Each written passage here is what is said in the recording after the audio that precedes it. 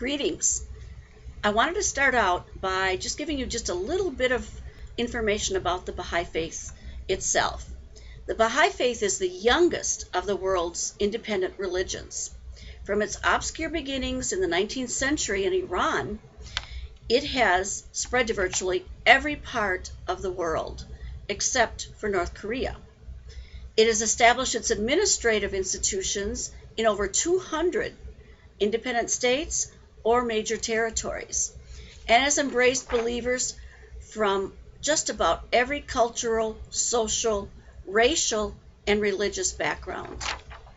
The Baha'i Faith is a distinct religion. It's based entirely on the teachings of its founder, Baha'u'llah. It is not a cult, it is not a reform movement, it is not a sect of any other faith, nor is it merely a philosophical system. The Baha'i Faith is a subject which is representative to 5 million or more people throughout the world. We will examine a wide range of Baha'i teachings. It'll be helpful at the outset of this course to understand the pivotal concept of the Baha'i Faith. That is the oneness of humankind. Baha'u'llah's central message is that the day has come for the unification of all humanity into one global family. The Baha'i Faith holds a particular interest for students of the history of religion. And this is because the empirical data is so accessible. It would be difficult or even impossible in some cases to establish precisely what generated the impulses that gave rise to the birth of some of the developments of earlier major faiths of the world.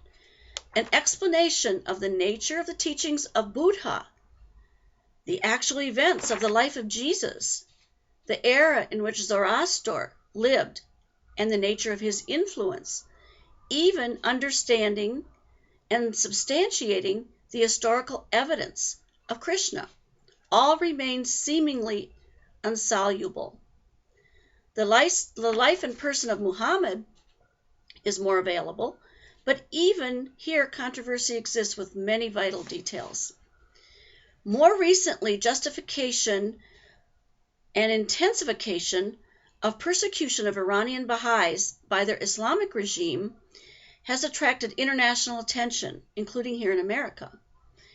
Since it is the religious affiliation of the victims that occasions the attacks and the persecution and the executions and imprisonments, interest has increasingly focused on the Baha'i Faith itself.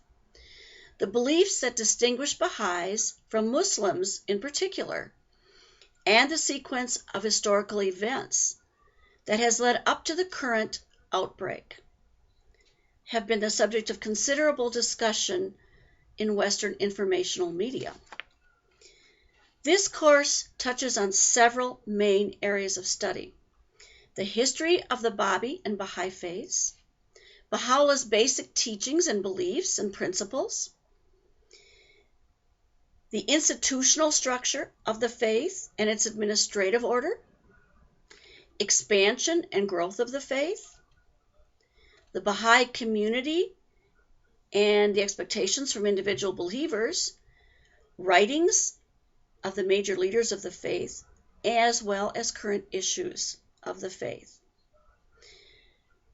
I also want to just make one suggestion that you look at the end of your course calendar, because there it indicates to all the students that there is a requirement for a religious observation.